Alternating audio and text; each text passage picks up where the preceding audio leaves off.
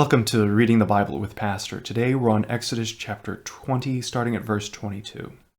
The Israelites have already received the Ten Commandments, and in the next few chapters they will receive more laws concerning social things, civil things, and some religious things as well. And the Lord said to Moses, "Thus you shall say to the people of Israel, You have seen for yourselves that I have talked with you from heaven. You shall not make gods of silver to be with me, nor shall you make for yourselves gods of gold. An altar of earth you shall make for me, and sacrifice on it your burnt offerings, and your peace offerings, your sheep and your oxen. And in every place where I cause my name to be remembered, I will come to you and bless you. If you make me an altar of stone, you shall not build it out of hewn stone, for if you wield your tool on it, you profane it. And you shall not go up by steps to my altar, that your nakedness be not exposed on it." Here the Lord tells them how to make an altar to him so that they can offer sacrifices for the forgiveness of their sins. And he tells them to make it, if you're going to make it, it needs to be made of earthenware, so stone or rocks or things like that. And he says, do not wield a tool on it. Do not carve into it.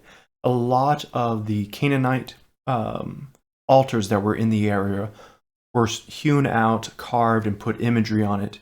And this was to prevent them from putting imagery on it to depict God or gods.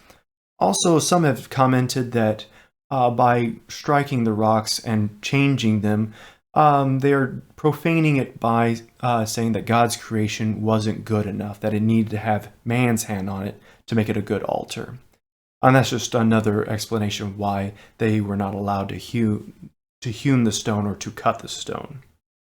And concerning the steps to the altar, some have noted that steps cause the tunics to rise up a little bit, and so a ramp would have made it so that the tunics didn't rise up and show more skin than they should. Remember, this is a holy place, and just like at the burning bush where God says, take off your sandals, there is to be extra steps to keep this place holy.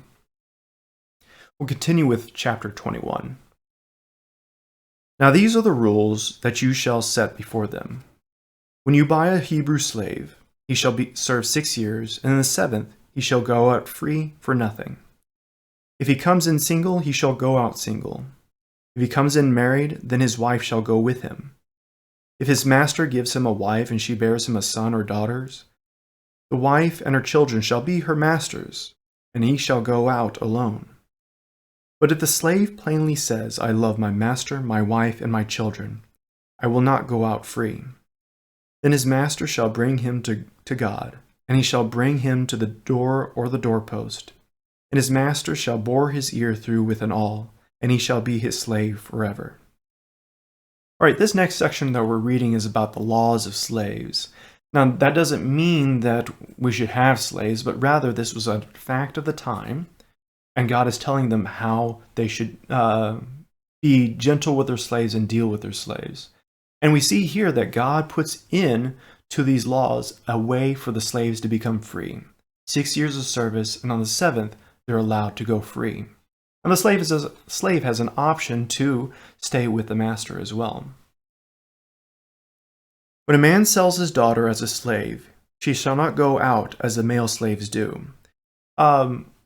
Reading through some research here, selling of a daughter was done during hard times, famine, in order to have the family have money to buy food, and the daughter would be taken care of by the master.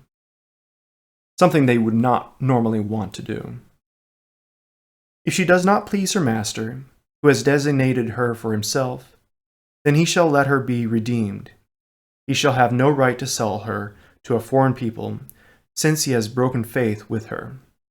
So being redeemed, she could be bought back, maybe by her family, to freedom. If he designates her for his son, he shall deal with her as a daughter. If he takes another wife to himself, he shall not diminish her food, her clothing, or her marital rights. And if he does not do these 3 things for her, she shall go out for nothing, without payment of money. Now, this is not condoning polygamy, but rather saying, if you're going to do this, which God is tolerating at this time, you must treat all your wives equally. You cannot just favor one over the other. We'll stop there and we'll pick up with some more laws as we continue reading through Exodus. And as a reminder, the Bible is not condoning slaves, and in fact, we see here that God provides a way for them to go free, but He is putting laws before the people that are good in His eyes to help them through their time here in the wilderness and continue to give them rules on their civil things in their community. We'll pick up next time with Exodus chapter 21, starting at verse 12. As always, please subscribe to the channel and share this with others so that they may also read the Bible with Pastor.